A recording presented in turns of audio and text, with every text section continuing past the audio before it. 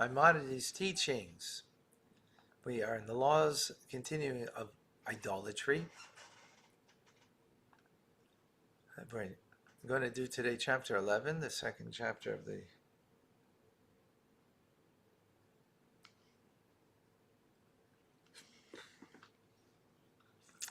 today. So, halacha number 1. We do not follow the statutes of the idolaters or resemble them in their style of dress, kofir, or the like. As it says, do not follow the statutes of the nations that I'm driving out before you. Also says, do not follow their statutes. Further, it says, be careful, lest you inquire after them. All of these verses share a single theme. They warn us not to try to resemble the non-Jews. Instead, the Jews should be separate from them and distinct in their dress and their deeds, as they are in their ideals and character traits. In this context, the verse says, I have separated you from the nations to be mine. So, that's not just a spiritual thing that we're separate, right? It also expresses itself in a physical way, in how we dress and how we look. And all these verses, they share a single theme. They warn us not to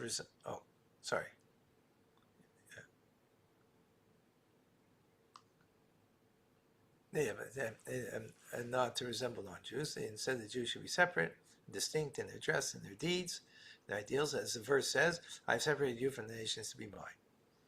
Thus, one may not wear a garment which is unique to them, or grow the tresses of our hair as they do.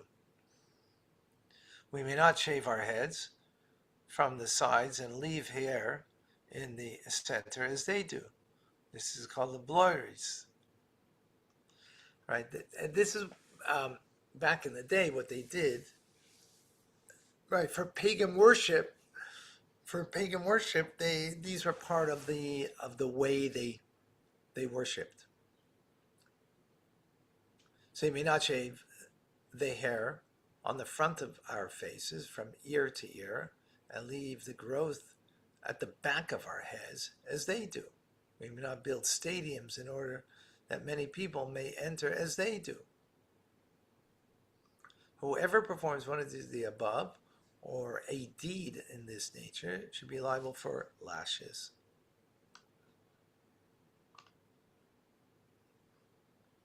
Okay? When a Jew is cutting a non-Jew's hair, he must stop when he approaches within 3 finger breadths from his blories on all sides. So 3, like from here, this over here. This speaking about like the side locks over here, right? Not to cut, right? Don't cut like over here, straight across like that, for example, which is the way people cut today, right? Or at least many people do, at least, right?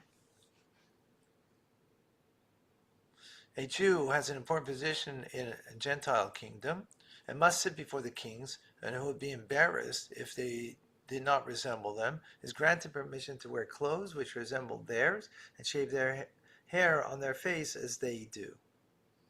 Right? Because they're in an important position to help the Jewish community, and therefore, because of that, they can, right, in that.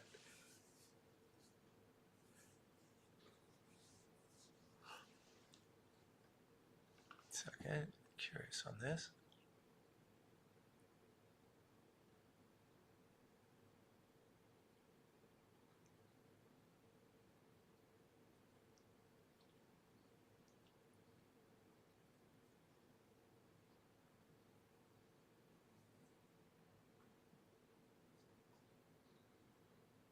Okay. Number 4. It is forbidden to practice soothsaying as idolaters do. Do not act as a soothsayer. What is meant by soothsayer? For example, those who say, since my piece of bread fell out of my mouth or my staff fell out of my hand, I will not travel to this place today. Since if I were to go, I would not be able to accomplish my desires. Since a fox passed, another example, since a fox passed on my right side, I will not go out of my door today, since if I were to go out, I would meet a deceiver. Right? In other words, it's a bad omen of a certain thing. That's what a soothsayer is. We're not allowed to do that.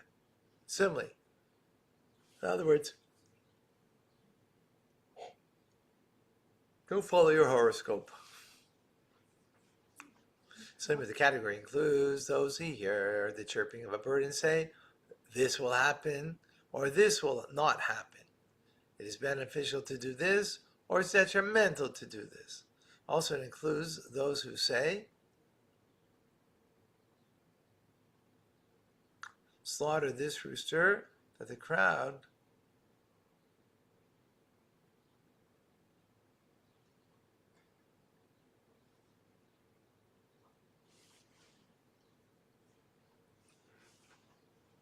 includes those who say, slaughter this rooster that crowed like a raven, slaughter this hen who crowed like a rooster. Similar law applies to a person who sets up omens for himself. If this and this happens, I will do this. If it will not happen, I will not do it. As Elazar the servant of Avram did, and the things of the like, all this is forbidden. However, yeah, that's I was about to say when you said it that Eliezer did that and it perfectly worked.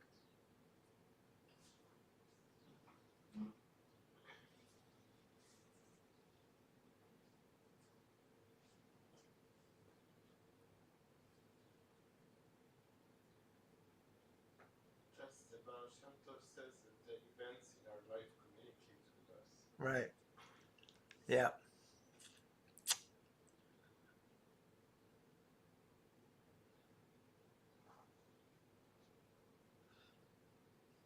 That's right. And these things are like, all of this is forbidden. Anyone who does one of these things, such as such omens, is liable for lashes. Okay. A different ruling applies when a person says, this dwelling which I built will be a good omen for me. This woman whom I married, or this animal that I purchased, was blessed. From the time I purchased onward, I have become rich. That's different, right? The same applies to a person who rejoices and exclaims, this is a good omen, when he asks the child, which verse are you studying? And the child reads a verse of blessing. This is like, this and the like are permitted, since the person did not perform an act or hold himself back from performing an act because of the omen. All he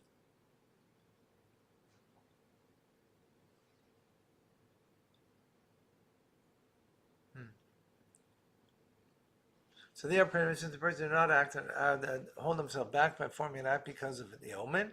All he did was consider something that had already happened as a sign. So that's what you were just speaking about, Amram, I think. And yeah, God is always talking to us. Everything is a sign. So after it happens, that you take it as a sign of some sorts, fine, right? But, you know, your bread fell from your mouth. Oh, it's going to be a bad day for me. No. Why? How come? How come if it already happened, you could take it as a message, right? How come? Because we're in control of our destiny and not things that happen are in control.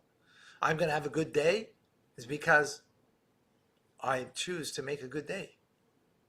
And not because, you know, and I choose it, not because of what happens to me, but, you know, the way I act. And I'm in control of the way I act. So that's a very different attitude. Right, that, oh, this happened, oh, this is a sign for me, you know, to take a message from it. That's different because it already happened. Now am I going to learn from it? What am I going to gain from it? Rather than it's controlling my behavior. Very different idea. Okay, we're going to stop here. Thank you, folks. Amazing. Thank you, Rabbi. Thank you, Rabbi. Thank you for all joining.